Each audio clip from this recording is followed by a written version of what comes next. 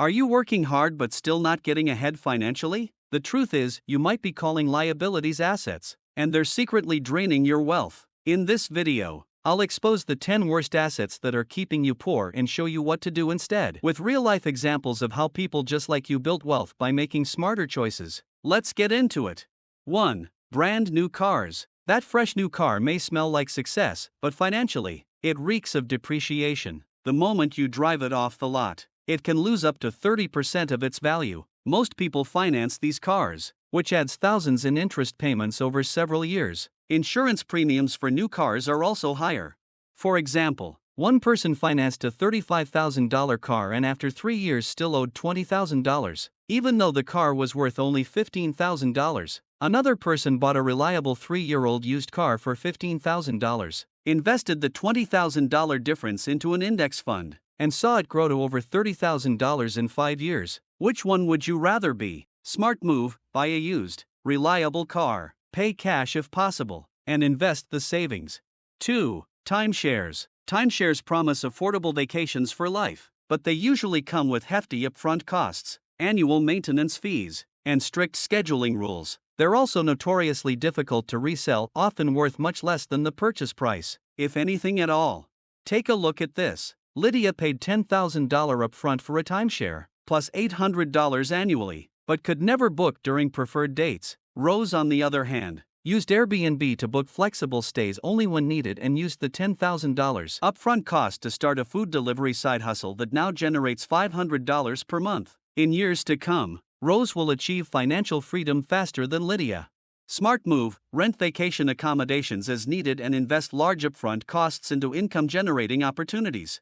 3. Designer fashion. Luxury clothing and accessories are often mistaken for wealth indicators. However, they depreciate quickly and rarely hold resale value unless they are rare collectibles. Most people end up with closets full of items they rarely wear.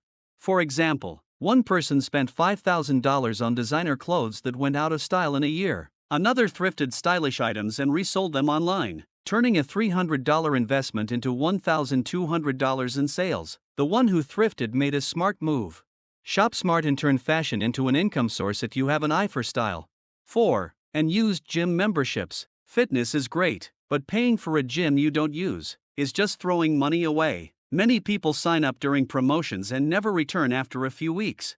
Take an example of a person who paid $60 per month, but went only a few times a year. Another spent $200 on home equipment and followed free YouTube workouts, saving hundreds annually while staying fit.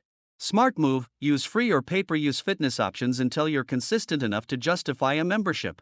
5. Overpriced gadgets. Tech companies release minor upgrades annually, tempting buyers to overspend. Most features go unused by the average consumer, making annual upgrades an unnecessary expense.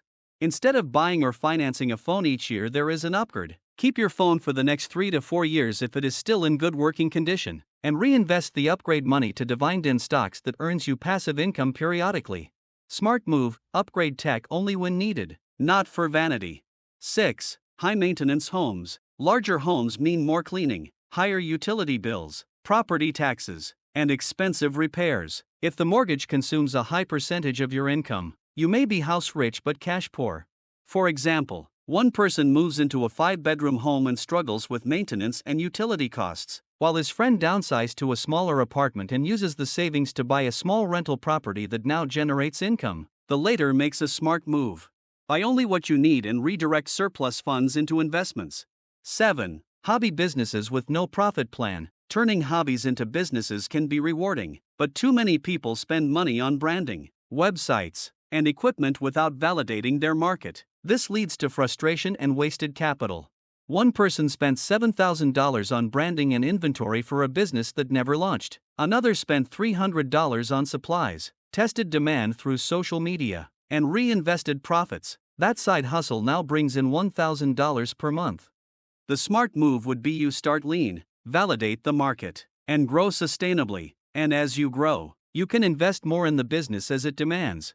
8. Over-leveraged real estate. Real estate can be a powerful wealth builder, but not when you're drowning in debt. People often buy multiple properties with little equity, betting on appreciation. If interest rates rise or vacancies increase, it becomes a financial burden.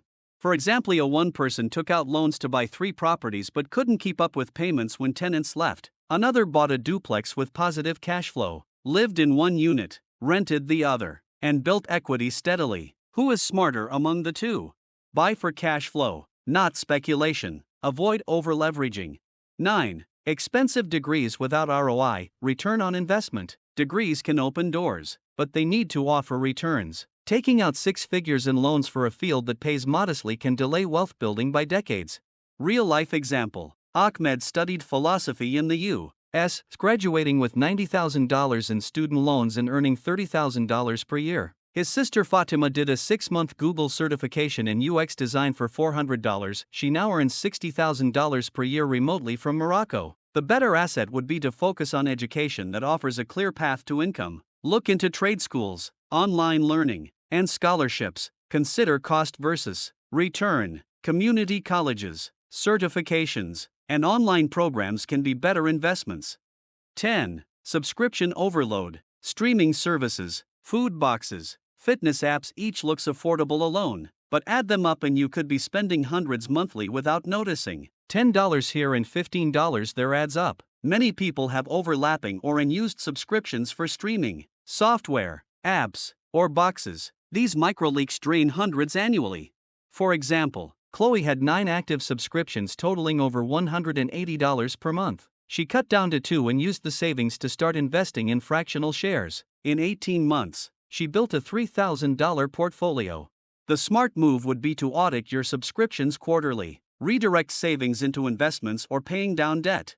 Conclusion: wealth isn't just about how much you earn, it's about how wisely you use it. These 10 assets are silent wealth killers because they consume money without returning value. But by shifting your mindset and taking small steps, like investing instead of upgrading, or saving instead of spending, you can start building real, lasting wealth. Which of these have you fallen for? Let me know in the comments. And don't forget to like, share, and subscribe to WealthQuench for more smart money content every week. Your future self will thank you.